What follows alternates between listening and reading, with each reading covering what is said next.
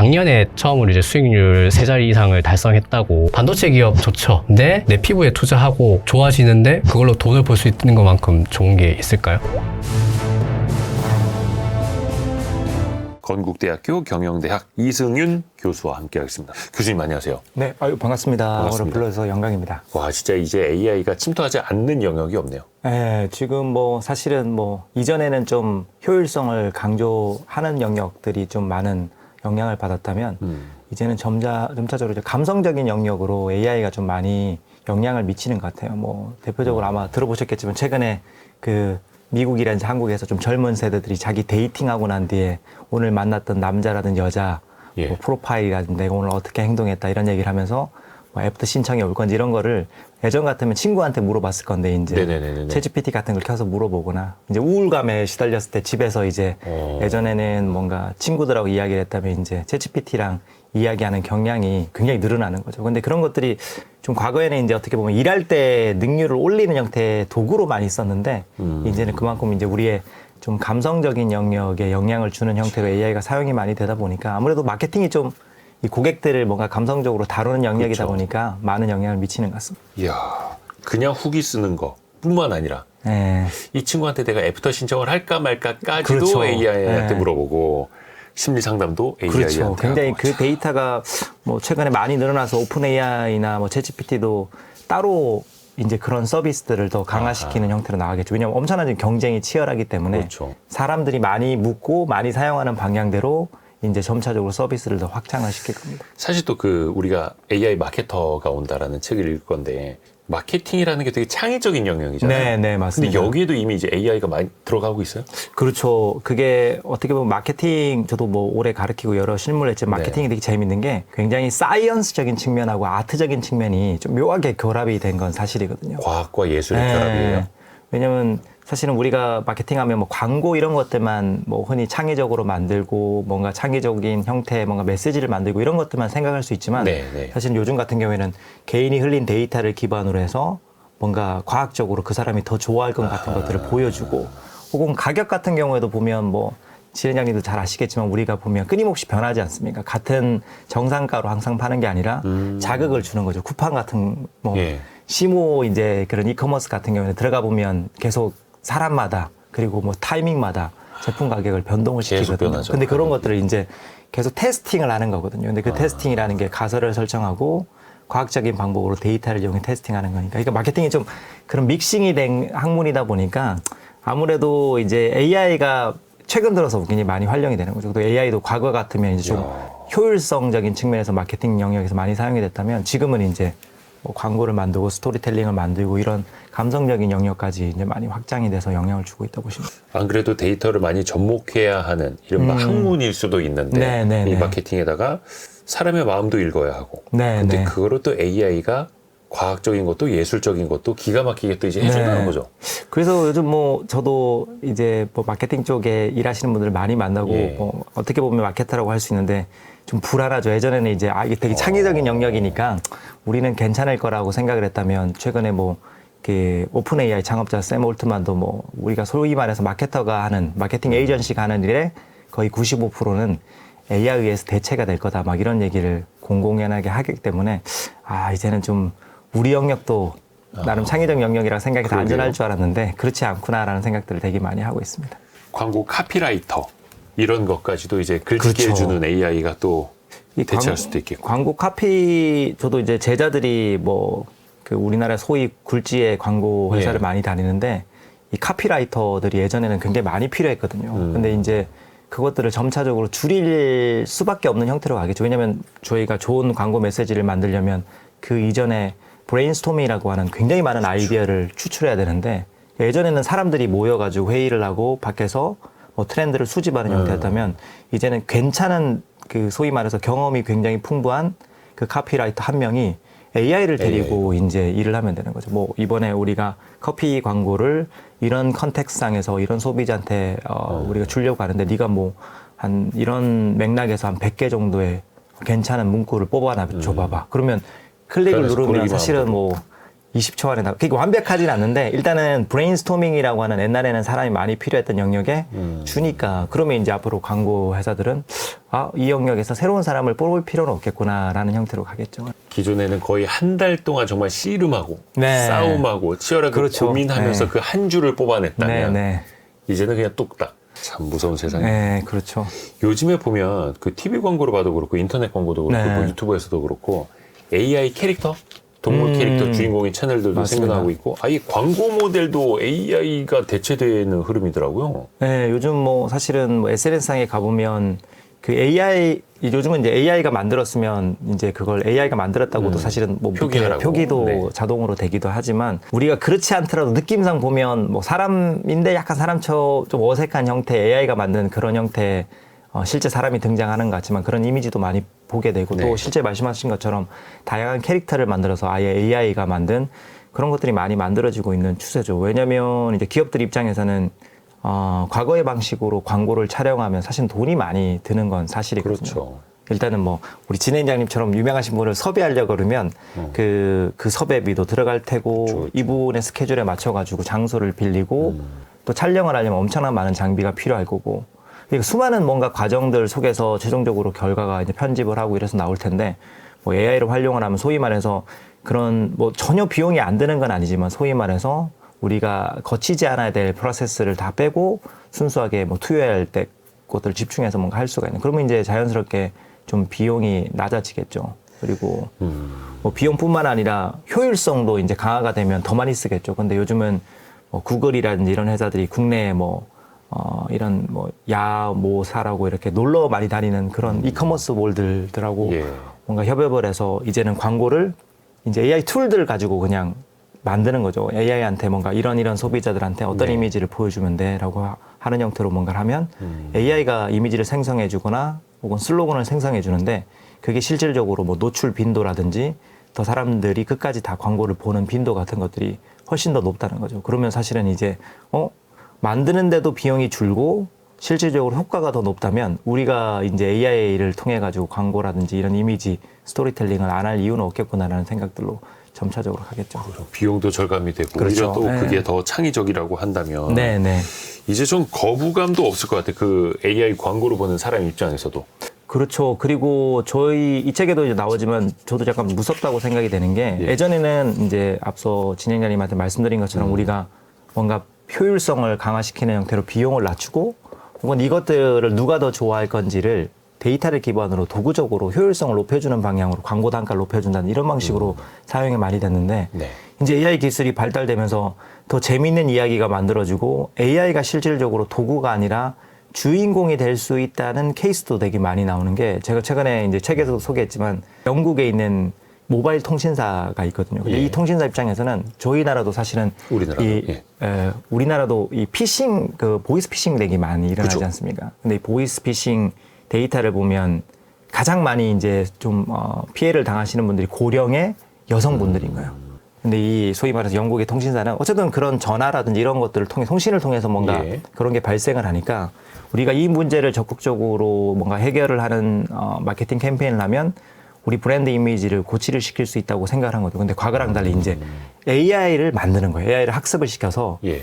78세 할머니 캐릭터를 만드는 겁니다. 그것도 이름도 짓고 뭐 데이지라고 네네네네네. 짓는 거죠. 그래서 이 AI를 그런 피싱 범들이 어떻게 전화를 하고 어떻게 대응을 해야 되는지 막 훈련을 시키는 거예요. 어허. 그리고 난데 이걸 어떻게 재밌게 하냐면 피싱을 많이 그런 사기 전화를 많이 거는 사람들이 많이 전화를 의도적으로 노출시킬 수 있는 곳들을 노출을 시키는 거예요. 그러면 이제 그 전화번호로 전화할 가능성이 있겠죠. 네네. 그럼 전화를 하면 이 78세 할머니 데이지가 그냥 전화를 받는 겁니다. 근데 의도적으로 굉장히 재밌게 시간을 끄는 거예요. 막 이렇게 뭔가를 알려줄 거 하다가 갑자기 뭐 손주랑 뜨개질 하는 이야기를 한다든지 그러니까 뭐 이 사기범들은 막 얘가 타는 거죠. 왜냐면 이 할머니가 넘어올 것 같은데. 시간이 또 그 사람들한테는 그렇죠. 그래서 자원이니까. 심지어 뭐 특별한 케이스에는 한 40분 정도를 통화를 했대요. 근데 이걸 다 녹화를 떠서 네. 나중에 광고 캠페인을 만들어서 탁 터트리면 사실은 기존에는 이제 소비자들이 그런 좀 사기꾼들한테 당하는 느낌이었지 않습니까? 근데 통쾌하게 이제 복수를 해주니까 이 78세 데이지라는 할머니 캐릭터에 대해서 되게 이제 애착심이 생기는 거죠. 그러니까 예전에는 이제 AI가 도구였는데 이 캠페인의 핵심은 이 데이지라는 할머니가 없으면 의미가 없거든요. 그러니까 AI가 사실은 주인공인 거죠. 스토리라든지 전체적인 캠페인에서. 그래서 점차적으로 이제 이런 형태의 시도 뭔가 결과물 이런 것들이 되게 많이 나올 거라고 보시면 돼요. 그 뭔가 아이디어만 있으면 이제 구현하기 너무나 쉽고. 그렇죠, 그렇죠. 근데 또 그 아이디어마저도 AI의 힘을 빌릴 수 있고. 그렇죠. 네. 그러다가 이 마케터라는 직업 자체도 사라질 수도 있을까요? 근데 또 뭐 사실은 뭐 비관적으로 보면 예. 이제 사라질 수는 있다는 얘기도 되게 많이 나오지만 완전히 없어질 거라고 저는 생각을 하지는 또 않거든요. 특히 이제 근데 뭐 우리가 그럴 거라고 얘기하기보다는 뭐 데이터라든지 이런 것들을 기반으로 이야기를 좀 해보자면 최근에 이제 과연 이런 영역에서 AI가 투입이 되면 실질적으로 인간 마케터는 뭘 해야 되는지에 대한 연구라든지 이런 것들이 많이 이루어지고 있는데 네. 실제로 아까 말씀드린 것처럼 기본적인 자료 리서치를 하거나 혹은 초기 아이디어를 뽑아내는 데는 여전히 AI가 압도적인 겁니다. 그거는 이제 어쩔 수가 없는 거예요. 인간이 고민해서 뭔가 이번에 어떤 이미지를 만들어낼 건지 좀 이야기해보자 하는 것보다는 인간들이 AI 도구를 이용하면 더 빠르게 많은 아이디어라든지 많은 리서치를 빠르게 채집을 할 수가 있는데 그 중에서 뭐가 괜찮은지를 뽑아내는 거는 아직까지는 굉장히 어느 정도 경험이 있는 인간이 할 수가 있는 거예요. 중간 단계에서. 근데 이제 그 인간이 터치를 해서 이제 골라내는 겁니다. 괜찮은 것들. 혹은 뭐 본인이 AI를 이용해서 반영을 해서 좀 나은 방향으로 만들고 난 뒤에 또 뿌릴 때는 또 AI가 역할을 하는 거예요. 예전에는 내가 A라는 광고 시안을 만들면 이게 베스트야라고 그냥 그냥 송부를 했다면 그게 아니라 A, B, C, D를 만들어다 두고 AI한테 네가 A, B, C, D 중에 어떤 것들이 효율성이 더 높은지를 테스팅 해봐. A, B 테스팅을 해보면 AI가 막 여러 사람들한테 뿌려서 A라 1번이라고 하는 그룹은 A라고 하는 이미지를 좋아하면 그렇다고 이제 결과값을 주는 거죠. 그래서 점차적으로 이 전체적인 프로세스상에서 인간하고 뭔가 AI가 협력을 하는 형태지 다 없어지진 않을 겁니다. 근데 이제 물론 이제 영향은 받겠죠. 어떻게 보면 특히 좀 제 생각인데 지금 막 좀 경험이 없고 지금 막 어떻게 보면 어떤 마케팅이라는 영역에 들어오는 어떤 사람들이 가장 좀 불이익을 좀 받지 않을까. 이제 막 시작하려는 왜냐면 사람들. 아까 말씀드린 것처럼 AI를 잘 다루고 디렉팅하는 사람들이 이제 그 뽑아낼 거지 않습니까? 근데 이제 예전처럼 뭐 리서치를 시킨다든지 초기에 내가 어떤 사람을 훈련시키는 그 과정 내에서는 그 단계 내내 AI가 너무 잘해주니까 조수 역할을 많이 하니까 좀 그런 문제가 생기겠죠. 결국엔 그러면 이 AI라는 것을 도구처럼 잘 쓸 수 있는 사람들은 그렇죠. 경쟁력이 높아질 테고. 맞습니다. 물론 이제 거기에 또 대체되는 사람이 있을 테고. 네네. 또 우리가 대체되지 않으려면 배워야 되고 또 그렇죠. 써먹어야 하는 네. 거고요. 이거를. 마케팅에서 또 중요한 게 뭔가 이걸로 심금을 울릴 수도 있고 스토리텔링 아닙니까? 그렇죠. 이야기를 네. 만들어내서 맞습니다. 사람들에게 행동의 변화를 또 이끌어내는 게 스토리텔러이기도 한데 실제로 지금 AI도 이걸 한다는 거죠. 그렇죠. 뭐 최근에 아마 좀 화제가 된데 그 봉준호 감독 같으면 우리나라 최고의 어떻게 보면 이야기꾼이시잖아요. 그렇죠. 영화를 만든 스토리도 본인이 직접 시나리오를 많이 쓰시고. 그렇죠. 근데 봉준호 감독이 작년에 이제 미키 세븐틴이라고 하는 영화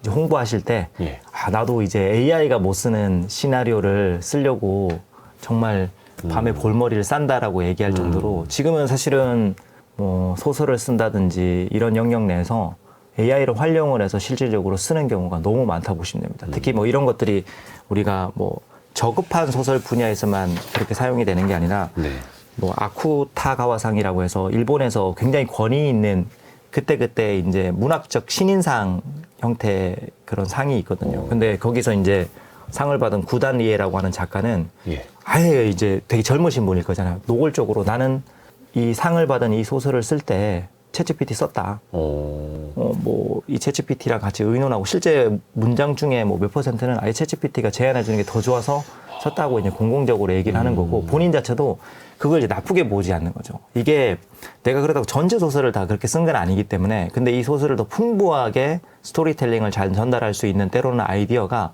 나보다 얘가 더 낫더라고 이제 얘기를 하는 거죠. 그리고 또 더 큰 문제는 이런 스토리텔링 혹은 뭐 스토리텔링을 기반으로 책을 만들어내는 이런 고급화된 형태의 분야에서도 AI가 많이 쓰지만 이제 좀 낮은 분야에서는 더 폭발적으로 쓸 거라고 보시면 됩니다. 최근에 아마 기사 보셨는지 모르겠지만 특정 A라고 하는 출판사가 거의 1년에 뭐 책을 뭐 1000권 이상 찍어낸다고 해서 이제 신문에 났었거든요. 발행을요?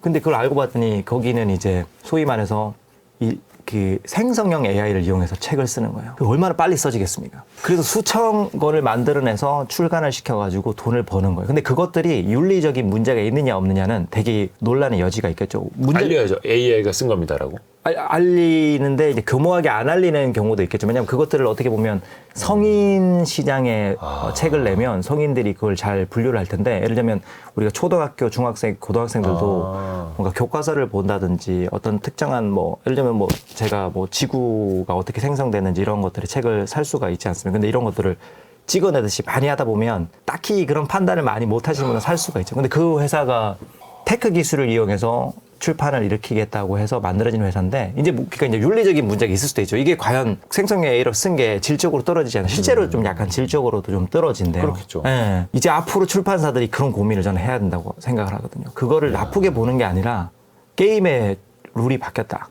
어떻게 보면 저런 출판 시장에서도 저런 형태의 스토리텔러들이 많이 등장을 할 거고, 그것들을 우리가 어떤 방식으로 비즈니스에 녹여내서 뭔가 사용을 할 건지에 대한 고민들이 만들어지겠죠. 그래서 어쨌든 이제는 없던 창의적인 형태의 이야기를 만들어내는 건 인간 본연만이, 우리가 인간을 감동을 시킬 수 있는 뭔가 스토리는 인간만이 만들어낼 수 있다고 생각을 했다면, AI가 이제는 과거의 데이터를 기반으로 해서 어떤적인 측면에서는 AI 감정이 어떻게 만들어지고 이런 것까지 이제 수치적으로 분석을 해서 뭔가 제안을 해주는 단계까지 왔다고 보시면 됩니다. 어떻게 보면은 이제는 AI를 이용을 해서 이 카피를 뽑아냈습니다. 이 책을 함께 썼습니다가 예전에는 구글과 네이버 검색을 도움을 좀 받았습니다라고 한다거나, 아니면은 그 전에는 여러 책에서 이제 발췌를 한 다음에 그 출처를 또 이제 뭐 각주나 이런 데를 표기로 했던 거랑 또 어떻게 보면 또 비슷할 수도 있겠어요. 다만 생성형 AI니까 정확한 출처는 또 알 수도 없겠고, 그렇죠. 짜깁기 한 걸 수도 있을 테고요. 그러니까 예전에는 뭐 그런 것들을 또 발굴해내는, 이게 어떤 그런 AI, 생성형 AI를 이용해서 이걸 그대로 생성해냈기 때문에 문제가 될 수 있는 것들을 오히려 뽑아주는 그런 프로그램도 있었는데, 이제 문제가 되는 게 생성형 AI 프로그램도 굉장히 많이 생기고 있지 않습니까? 뭐 구글에도 제미나이가 있고 오픈 AI도 뭐 챗GPT가 있으면, 이제 챗GPT를 이용해서 뭔가 질문을 던져서 뽑아낸 걸 다시 퍼블리시티 같은 데 집어넣어가지고 다시 뽑아내고, 이렇게 혼용을 해버리면 이제 그걸 정확하게 이제 분류해내기도 되게 힘들어요. 그리고 요즘은 이 생성형 AI가 너무 발달이 돼서 아마 써보시면 알겠지만, 제가 많은 질문을 던지고 저의 정보를 많이 노출시킬수록 저의 톤의 매너에 맞춰서 글을 써주거든요.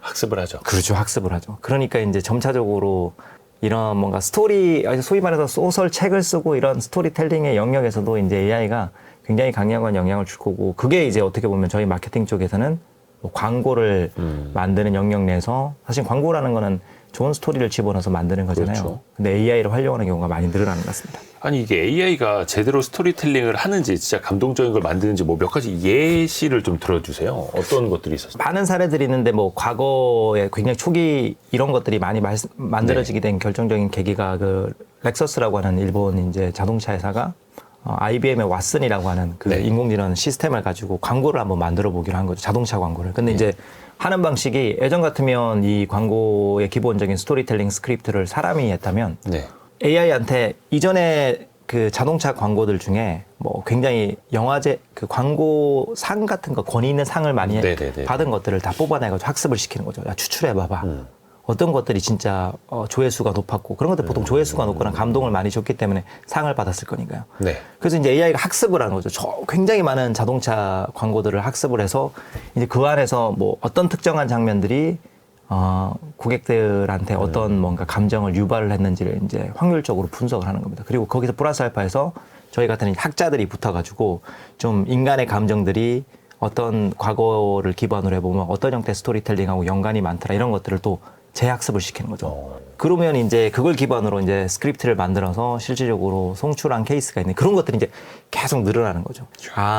예전에는 인간을 감동시키려면 그건 인간밖에 못하는 건데, 이제는 뭔가 그런 계산적이고 산출적인 형태로 컴포넌트를 뽑아내고 요소를 뽑아내서 감동을 시키는 형태 같은 것들이 많이 늘어나고 있다 보시면 돼요. 야, 그러니까 인간을 학습하고 인간이 어떻게 하면 감동을 받더라까지 다 학습을 하고 본 AI가 그렇죠. 그걸 네. 만들어 드리겠습니다. 이렇게 되는 거예요. 우리나라 뭐 금융사라든지 기업들도 이런 걸 많이 쓰고 있고요. 네, 최근에 뭐 한 2년 정도 보면 아마 광고를 많이 보셨을 거예요. 근데 이제 모든 광고가 저는 다 좋다고 생각을 하질 않거든요. 특히 보시면 이런 광고가 가장 많을 겁니다. 뭐 어떤 뭐 사람들이 뭐 즐거워하고 뭐 이런 이미지들이 나오는데 이 광고는 우리가 멋지게 AI 기술을 이용해서 마치 사람이 나온 거 진짜 사람이 나온 줄 알았죠. AI 통해서 만든 거예요 하면서 끝나는 게 있는데 네. 그런 것도 사실은 이제 그 기업 입장에서 되게 신나게 얘기할 수 있는 건데 우리가 AI 기술을 이용해서 광고를 근데 사실은 소비자 입장에서는 뭐지라고 할 수 있는 거거든요.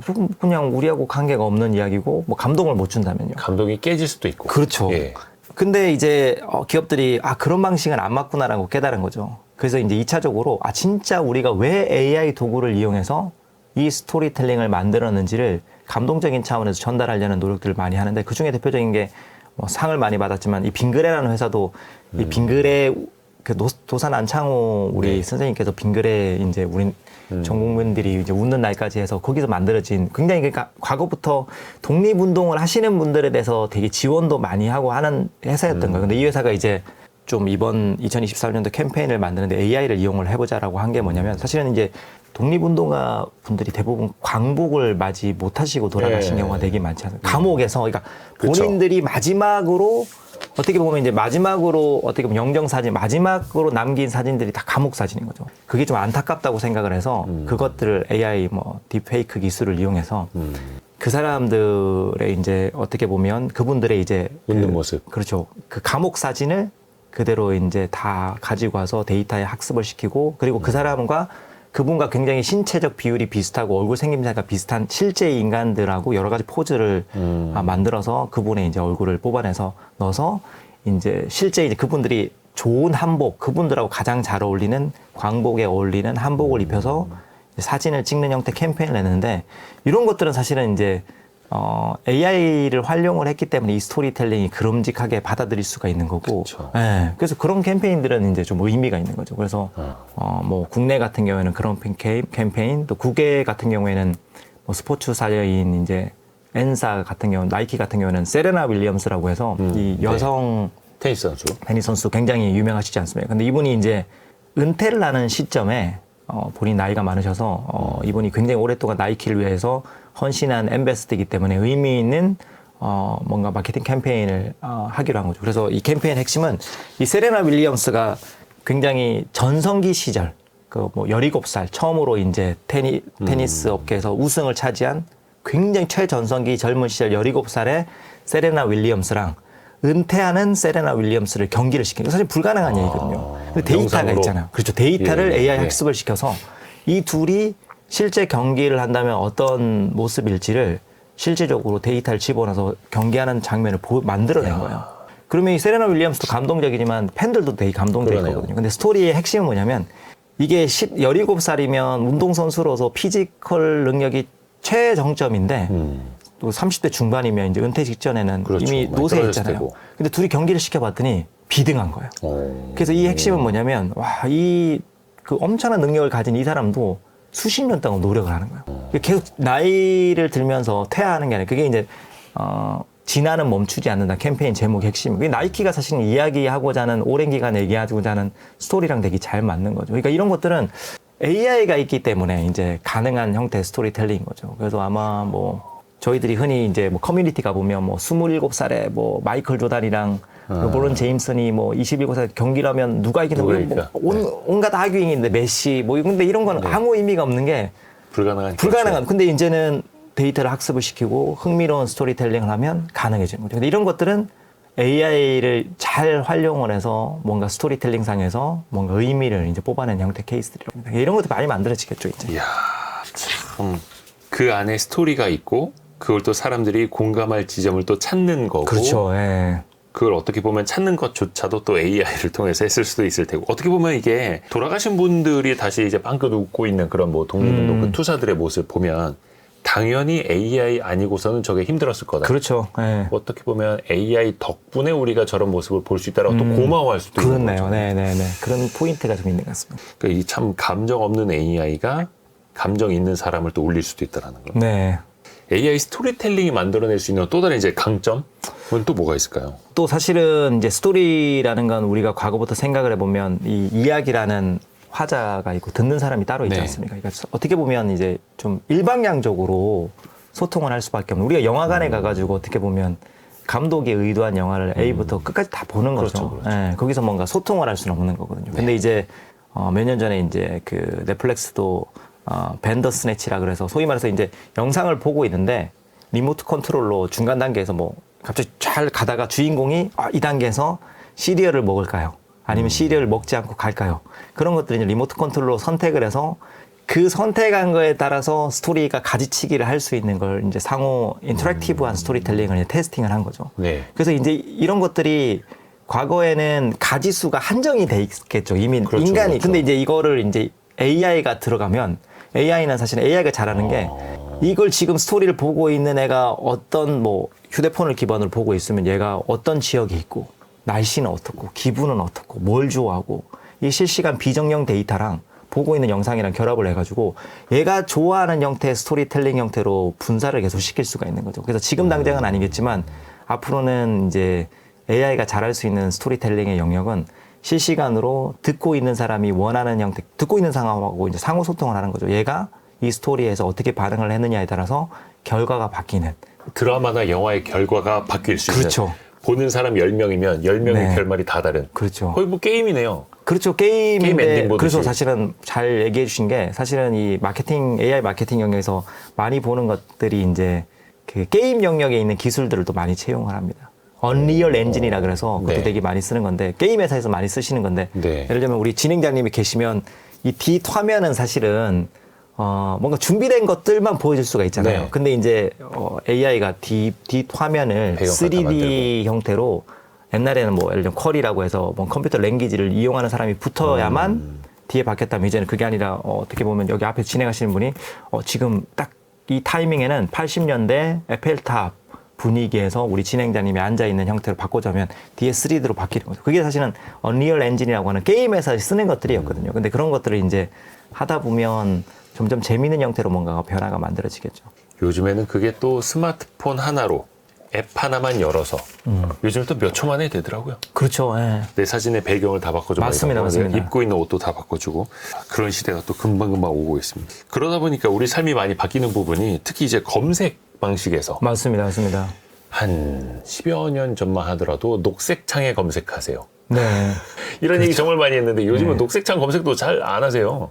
그렇죠. 이제 뭐 요즘 뭐 흔히 저희 학생 물론 이건 뭐 농담으로 받아들여야 되지만 뭐 밥 먹으러 갈 때 네이버 검색을 하면 뭐 교수님처럼 아저씨고 뭐 젊은 친구들은 사실 요새 인스타그램이랑 틱톡 가서도 검색 되게 많이 하거든요. 그죠, SNS로. 네, 그래서 이제 검색이라는 게 과거에는 뭐 구글 검색창이라든지 네이버 검색창을 통해서 우리가 보통 이제 가성비 좋은 야구 배트를 치면 야구 배트 관련된 이 클릭할 수 있는 링크들이 뜨지 않습니까? 네. 그런 형태로 들어가는 형태로 뭔가 채널 자체가 이제 이동을 할 수도 있는 거고요. 또 아까 얘기한 것처럼 요즘은 오픈 AI라든지 이런 곳들에 가서 직접적으로 물어보는 거죠. 저도 최근에 이제 여행을 가려고 했는데 요즘 여행 가게에 막 이렇게 구글에서 검색을 하고 그랬다면 요즘은 저는 일본어를 잘하지 않는데 일본 잡지 이런 것들을 좀 많이 가지고 있는 게 그냥 일본 잡지 보다가 괜찮은 형태의 공간인 것 같으면 그냥 그걸 사진을 찍어서 챗GPT에 올리면 지금 사진에 나오는 이미지의 장소 어딘지 알려주고 뭐 장단점 알려주면 얘가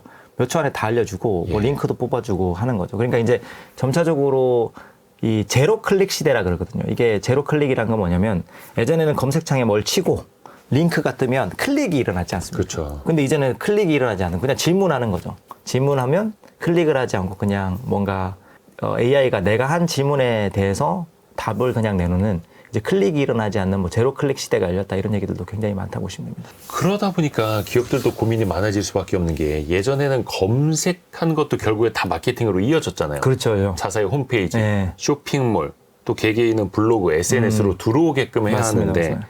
이제 안 들어가지 않습니까? 그렇죠. 그게 약간 전문적으로는 SEO라 그래서 Search Engine Optimization이라 그래서 기업들이 많이 했던 게 뭐냐면, 근데 이제 가성비 좋은 야구 배트를 치면 야구 배트를 파는 회사 입장에서는 그 키워드를 친 사람이 심심해서 칠 리가 없지 않습니까? 살려고. 그렇죠. 살려고 할 거기 때문에 본인이 운영하는 홈페이지라든지 혹은 본인이 직접적으로 운영하는 혹은 본인의 제품을 그 키워드를 쳤을 때 첫 번째 구글이라든지 네이버 화면에 띄우는 게 굉장히 중요했겠죠. 근데 그 키워드 입찰에 참여하죠.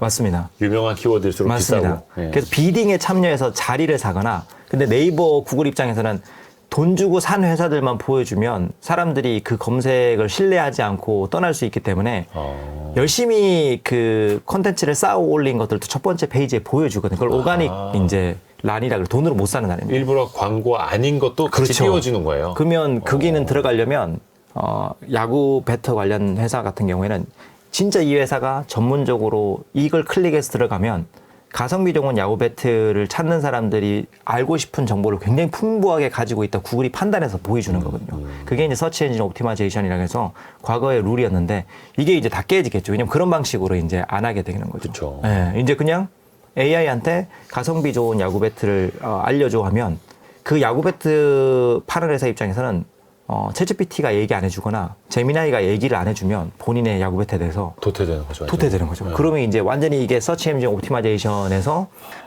이거를 이제 생성형 엔진 최적화라고 해서 이제 GEO라는 형태로 이제 바뀌어가는 거죠. 비슷할 수 있지만 어떻게 보면 지금은 대부분 우리가 검색을 통해서 상품을 구매하는 경우가 굉장히 많기 때문에 이 게임의 룰이 굉장히 많이 바뀔 거라고 보시면 됩니다. 이게 그냥 인터넷 시대에는 잘 검색이 되게끔 키워드 넣고 해시태그 넣고 샵 샵 성공예감 이런 식으로. 맞습니다. 그리고 그 키워드를 돈 주고 사는 거였죠. 입찰에서 맞습니다. 최상단에 네. 예를 들어서 샵 비타민 이런 것처럼. 맞습니다.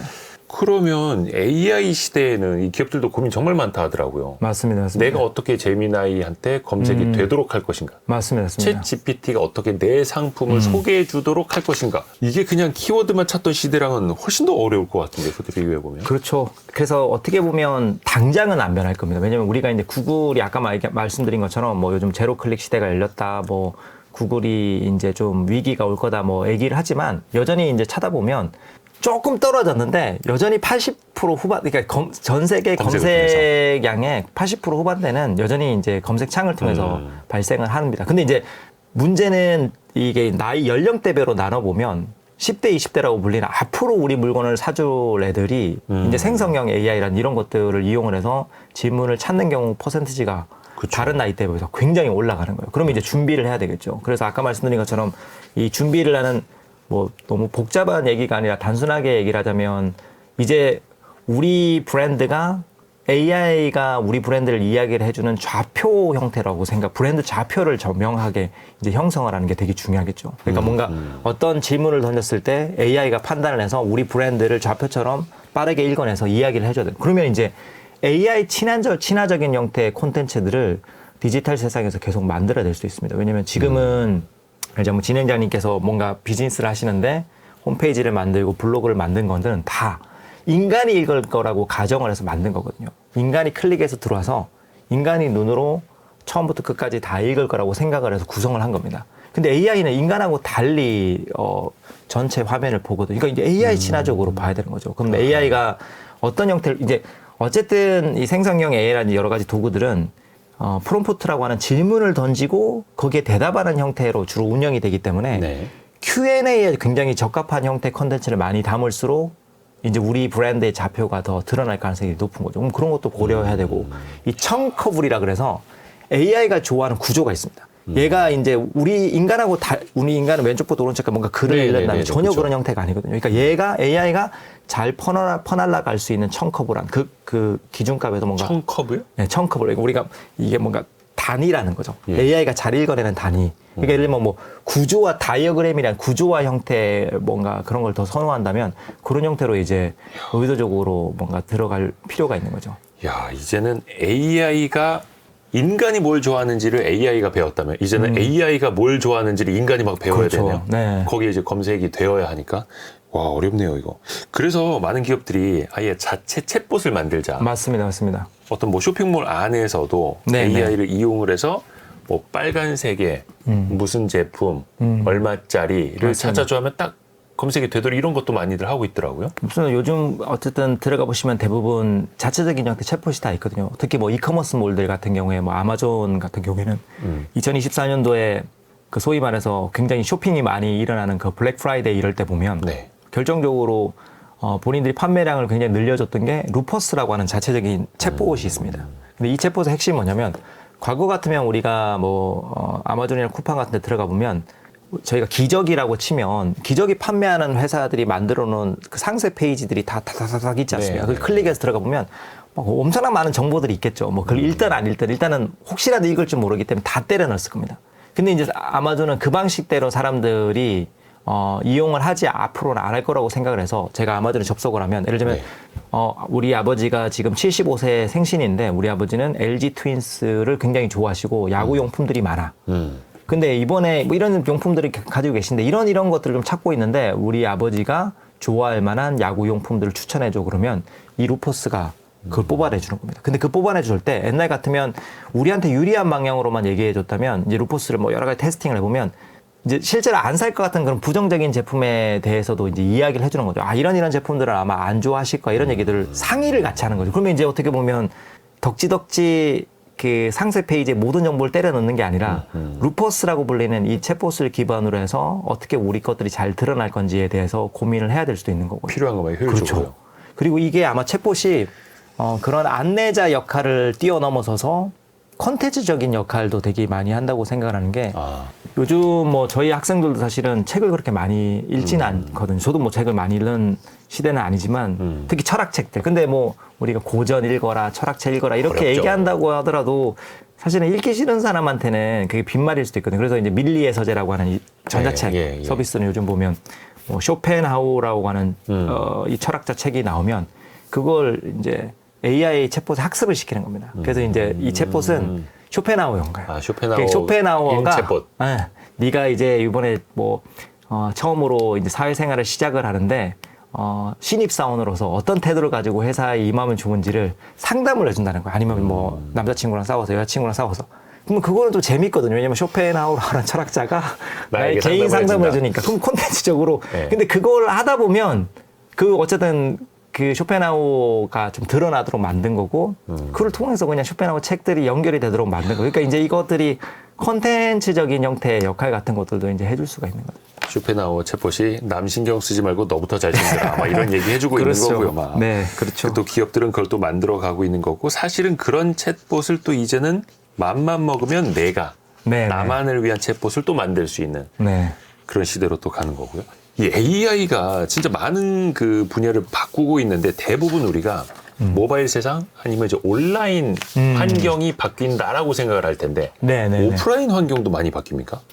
이 책에서도 사실은 뭐 이 AI가 우리 그 소위 말해서 고객이라고 우리가 사실은 뭐 물건을 아예 사지 않으면 고객이 아니지만 대부분 살면서 물건을 구매하는 사항들이 되게 많지 않습니까? 근데 뭐 그 온라인 사항뿐만 아니라 우리가 직접적으로 오프라인에 가서 물건을 구매하는 경우도 굉장히 많은데 그렇기 때문에 이제 기업들이 이 AI라는 툴을 과거에는 좀 디지털 세상에서만 많이 사용을 했다면 이제는 오프라인 세상에서 고객 경험을 향상을 시키는 데 써야 되겠다는 시도 같은 걸 되게 많이 한다고 보시면 됩니다. 그래서 뭐 대표적으로 국내 이제 H 뭐 백화점 같은 경우에는 이 백화점이 사실은 이게 그래도 공간이 되게 좋지 않습니까? 그리고 고급화된 형태의 경험을 주는 게 되게 중요하기 때문에 오신 분들이 뭔가 불만 사항이 생겼을 때 즉각적으로 바로 해결해 주는 것들이 이 백화점의 프리미엄 이미지를 지키는데 굉장히 중요한 역할을 하거든요.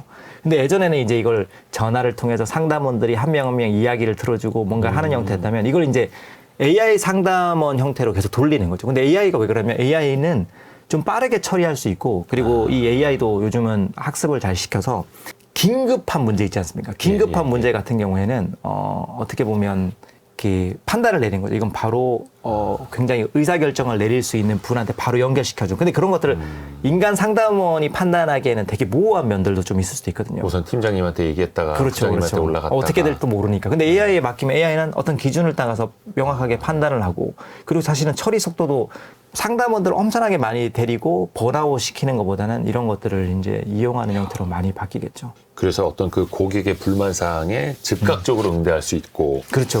그래서 그게 오프라인의 어떤 문제점도 바로 또 반영이 되도록 또 할 수도 있는 거고요.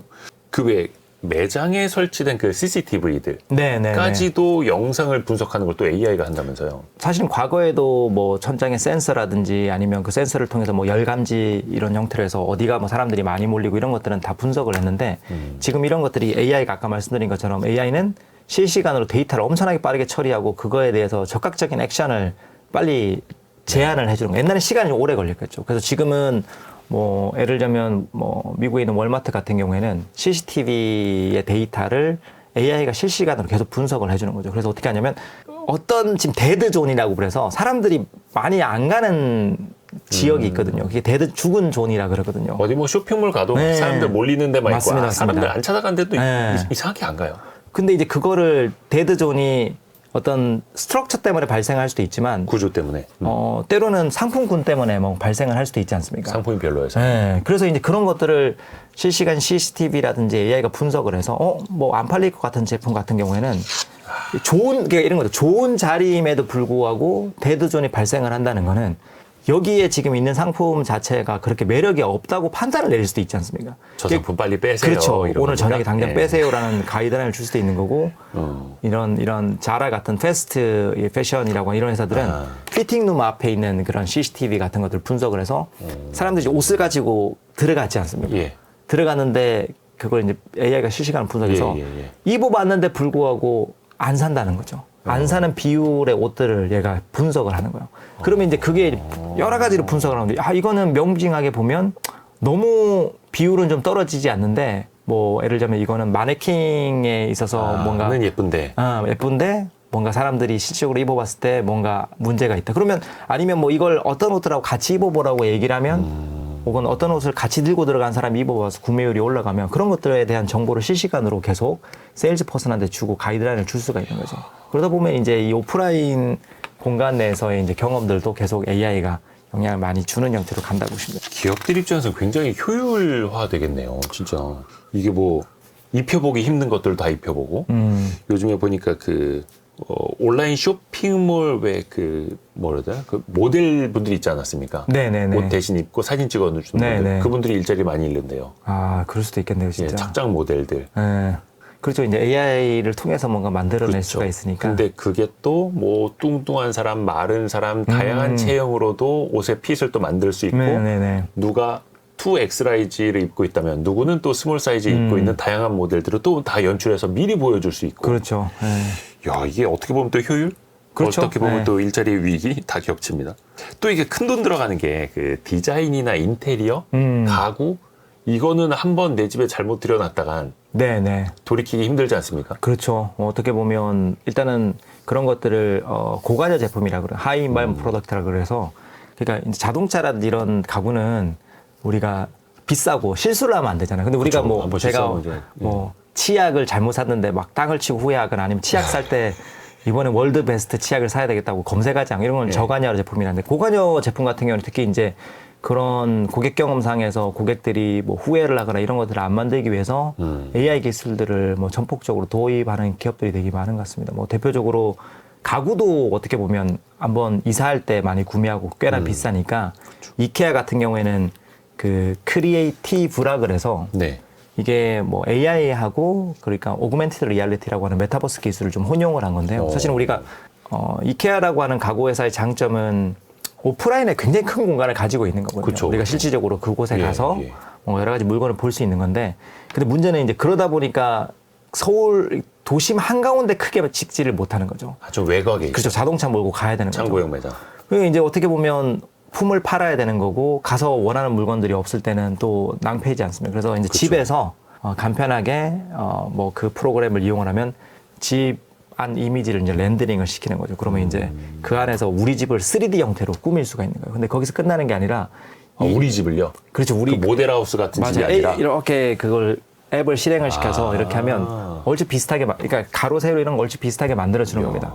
그럼 거기서 끝나는 게 아니라 이제 AI한테 내가 뭐 북유럽 스타일을 좋아하고 우리 집 거실은 뭐 어떻고 이런 얘기를 해주면 만약에 제가 우리 애방을 꾸민다 그러면 AI가 그거에 맞춰서 전체 집을 조화롭게 만드는 이케아에서 판매하는 가구를 일단 띄워주는 겁니다. 그러면 그걸 이제 집어넣어 보는 거죠. 아까 내가 만든. 그 공간에. 네. 그러면 이제 사이즈도 맞게요. 그렇죠. 좀 실패할 확률이 주는 거고 또 거기서 끝나는 게 아니라 뭐 저희 애는 잘할 거지 않습니까? 그죠, 커죠. 그렇죠. 그러면 잘하면 가구는 바뀌거든요. 예를 들면 초등학생이 됐다가 뭐 어린이 중학생이 책상은 안 되고. 그러면 중학생이 되는 시점에 이케아에 딱 제가 접속을 하면 어카운트에 얘가 그런 타이밍에 맞춰서 이케아 가구 모듈형이 많잖아요. 다 안 갖다 버려도 돼. 이런 걸 빼서 우리가 준비한 이 모듈로 집어넣으면 중학생 가구로 또 변신을 시킬 수 있어 하면 이케아는 어디서 이제 강점을 가지냐면 우리가 고관여 제품은 보통 이게 굉장히 고민이 되기 때문에 탐색 단계에서 굉장히 열정을 붙잖아요. 여러 제품을 비교하고. 그렇죠. 시간 오래 걸리죠. 근데 이케아가 너무 나를 만족시켜주고 내 데이터를 가지고 완전하게 초개인화 형태로 나를 케어링해준다 그러면 이케아는 고가의 제품인데도 불구하고 탐색 단계에서 돈을 안 쓰는 거죠. 경쟁을 안 하는 거죠. 산 사람을 계속 반복 구매시킬 수가 있는 거죠. 그러다 보니까 이제 이케아 같은 경우도 오프라인이지만 야 우리가 오프라인이 굉장히 거리가 있지 않냐. 그러니까 이제 이걸 집에서 뭔가 해결을 해주고 최종적으로 또 보고 싶어 하면 뭐 집에서 이미 다 테스팅을 해봤으니까 오프라인 공간으로 오는 유도하는 것들을 좀 온오프라인을 좀 연결을 시키는 이런 시도를 AI를 이용해서 좀 많이 이용한다고 보시면 됩니다. 그러니까 자녀가 10살일 때 샀던 의자 이제 그 홍길동이라는 아이가 20살이 됐네요. 이런 것도 알고 있고. 그렇죠, 그렇죠. 이제 그런 것들을 AI가 이제 판단을 하는 거죠. 대충 이런 뭐 질문을 던지든지 이야기를 하는 형태를 통해서 개인정보를 이제 계속 걔가 취합을 하면서 뭔가 그거에 맞춰서 제안을 해줄 거거든요. 또 그 업체 입장에서 보면은 또 자기네 업체에 계속해서 락인되도록. 그렇죠. 여기에만 오도록 맞습니다, 또 이렇게 할 수도 맞습니다. 있는 거고요. 그 오프라인 매장에서 보면 이제 왜 옷가게 갔을 때도 옆에 네네. 점원이 뭐 도와드릴까요? 이렇게 따라다니는 거 되게 부담스러워 하시는 성격 그렇죠. 분들 많잖아요. 네네. 어떨까요? 오프라인 매장에서 이제 AI가 또 직원 역할을 대신해 줄 수도 있을까요? 맞습니다. 그래서 저도 사실은 어디 옷 사러 가면 일단 사람이 많나 없나를 보는데 사람이 너무 없으면 좀 부담스럽거든요. 들어가면 이제 가까이 오셔가지고 안 살 수도 있는데 그래서 이게 보면 되게 재밌는 게 직원들이 인터랙션을 잘 일으키는 건 좋은데 네. 이게 때로는 너무 내가 나의 사생활을 침해한다든지 너무 지나치게 나한테 뭐 사이즈를 묻는다든지 왜 사는지 묻는다든지 이런 것들을 노출시키고 싫어하는 소비자들도 있을 수도 있지 않습니까? 그래서 요즘은 이거를 뭐 매장 내에서 AI가 탑재된 키오스크 같은 것들을 뭔가 설치해두고 그냥 내가 적절하게 옷을 살펴보고 뭐 사진을 찍어가지고 거기 앞에 가가지고 뭔가 업로딩을 시키고 제안을 받는다든지 이런 것들이 어떠냐는 테스팅을 많이 하는데 그 이면에는 인간한테 개인적인 데이터를 주는 게 부담스러운지 AI를 통해서 주는 것들이 부담스러운지를 이제 테스팅을 좀 많이 한다고 보시면 됩니다. 그래서 최근에 작년에 이제 저널 오브 이제 리테일링이라고 하는 저희 저널에서 나온 결과인데요. 이게 재밌는 게 인간은 아직까지는 네. 사람한테 개인적인 정보를 이야기를 하는 것보다는 AI한테 개인적인 정보를 주는 것들을 더 편하게 생각하는 거예요. 그래요? 근데 그 연구 결과가 분석한 결과에 따르면 이게 리액턴스라고 하는 인간이 느끼는 형태의 심리적 작용이 있어요. 리액턴스라는 건 뭐냐면 내 개인적인 프리덤을 누가 침해를 하면 되게 싫어하는 거예요. 그러니까 내가 어차피 오늘 일하려고 했는데 자꾸 뭐 일하라고 하면 더 하기 싫어지는 느낌이 있지 않습니까? 공부하려고 했는데 공부하라고 하고. 근데 그런 게 있는데 근데 이것들에 있어서 굉장히 중요한 역할을 하는 게 파워라는 겁니다. 저 사람이 내 자유를 침해할 수 있는 파워를 온전하게 가지고 있는지 없는지를 보는데 아직까지는 AI는 시스템 안에 있기 때문에 내 개인 데이터를 주더라도 얘가 오용을 할 가능성은 인간보다 낮다고 생각하는 거죠. 그래서 아까 제가 처음에 얘기했던 것처럼 그 개인적인 이야기들 있잖아요. 그럼 뭐 예를 들면 내가 누구를 좋아하고 내가 지금 어떤 병에 걸려서 우울하고 이런 것들은 전문적인 의사 선생님한테 얘기하는 게 더 맞을 수 있는데 오히려 그것들이 심리적인 형태 부담감이 있기 때문에 집에서 사실 챗GPT나 이런 것들도 사실은 그 데이터를 사용할 수도 있는 거거든요. 근데 아직까지 인간은 그래도 AI라는 것들을 개인정보를 주는 차원에서는 더 편하게 생각을 하기 때문에 어떻게 보면 이제 기업들 입장에서는 처음에는 어떻게 보면 좀 AI라든지 이런 기기를 이용해서 응대를 하는 게 더 나을 수 있습니다. 왜냐하면 좀 부담이 덜 하잖아요. 기계니까, 키오스크니까. 근데 얘가 이제 이분께서 이 소비자님이 살 것 같은 거예요. 살거나 이제 뭔가 좀 마음을 내려놓고 우리 브랜드에 정말 살 것 같은 인발먼트가 들어간 단계에서는 인간이 개입해도 되는 거죠.